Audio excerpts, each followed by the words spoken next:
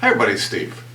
Recently I was studying the story out of Mark of the death of John the Baptist, and I was studying for this and couldn't get any peace about it because I just didn't have the feel for the story. And I read commentator after commentator, couldn't get any peace until I read Matthew Henry.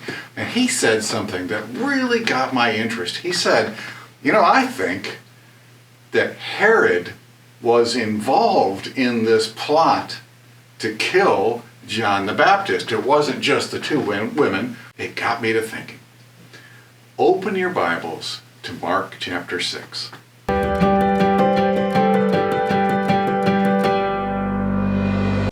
Our story today has some over-the-top drama. The first thing we want to do is set the scene. We want to see what the people think of Jesus. Others said that is Elias, and others said that is a prophet, or as one of the prophets.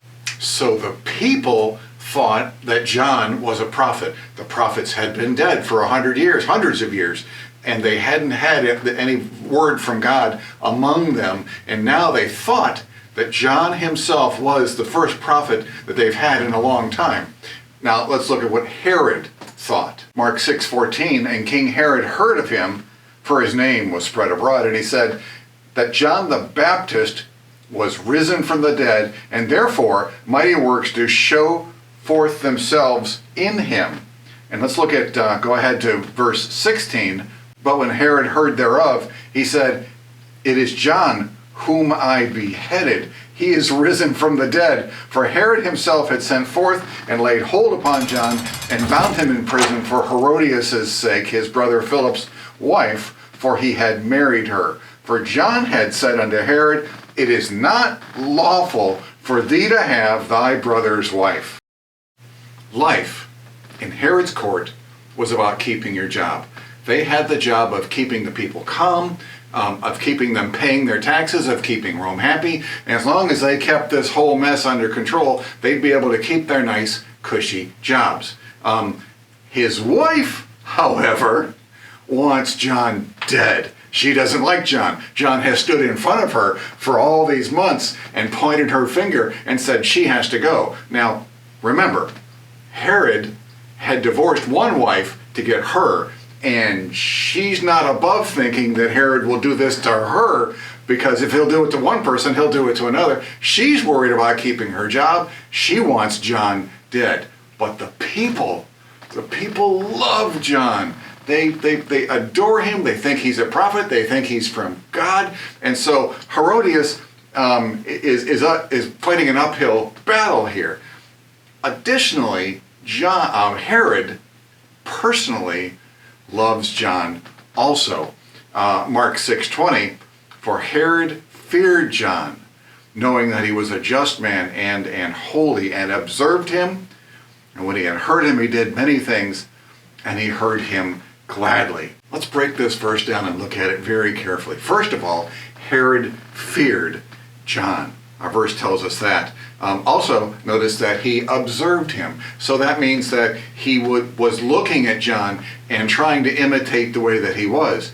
And when he observed him, our verse says that he did many things, meaning that Herod was altering his behavior possibly to the way that John was telling him that he should do. And then last, we see that he heard him, and he heard him gladly.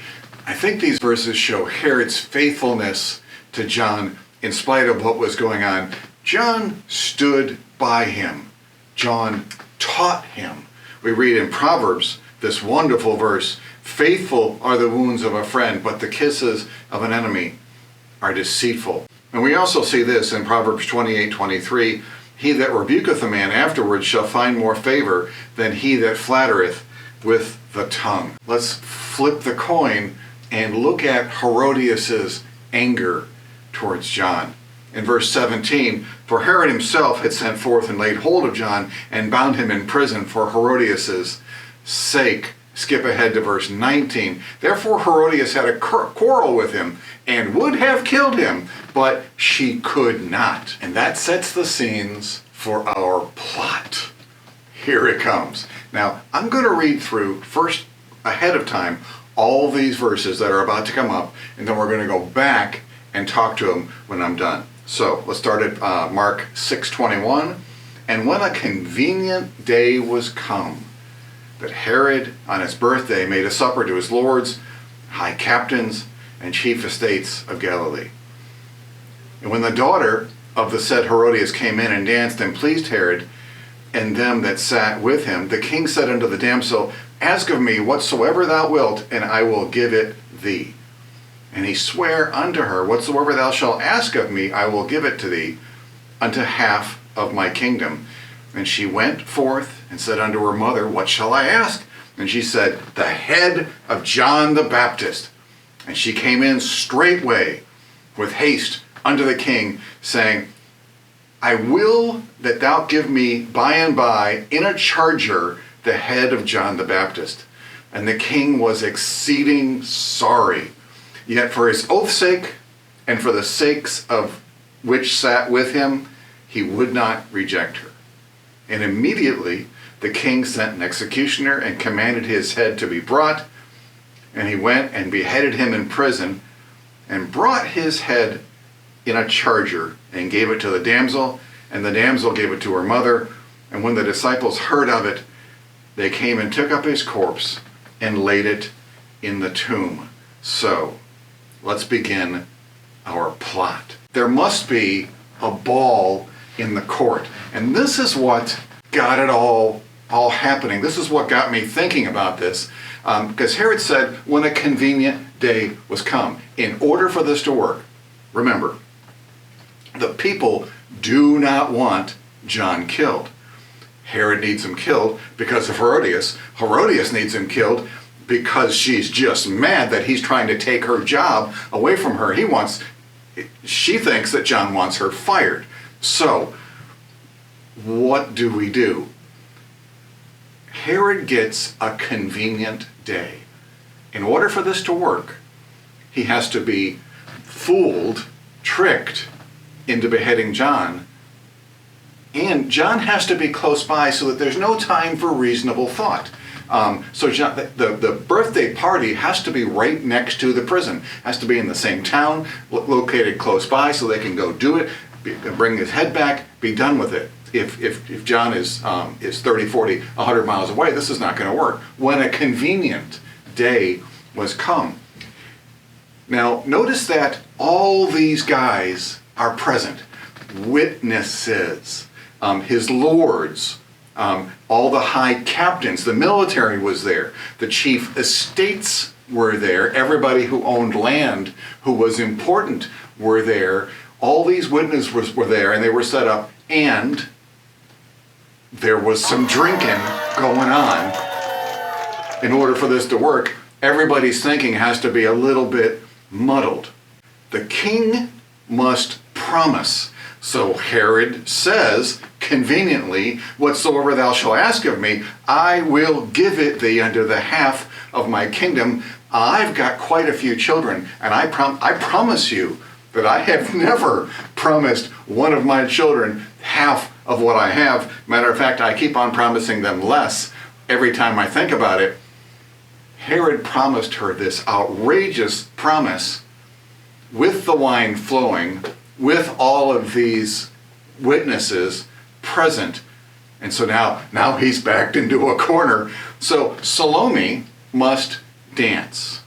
That's her name, Salome. We get that from other historical documents. It's not important, but she has to dance. So she stands up and she dances, and apparently she does a good job. And then next, Salome has to ask for his head. So she goes to her mother, what do you think I should do? And mom says, oh, I have an idea. Why don't you ask for the head of John the Baptist? And then next, Herod has to accede. He has to immediately grant this wish. He says, well, okay, I gave my word in front of all these lords and chief estates. I can't just back down now. How would that look? So it happens. The order is carried out. John is beheaded. The next thing that has to happen is Herod is, he's very sorry. The word of God says the king was exceeding sorry. He just could not have foretold this set of circumstances. Oh my. But he promised. Yet for his oath's sake, and for their sakes which sat with him, he would not reject her. And that's the story of how John the Baptist lost his head. Thank you so much for your time. Thank you for watching. God bless.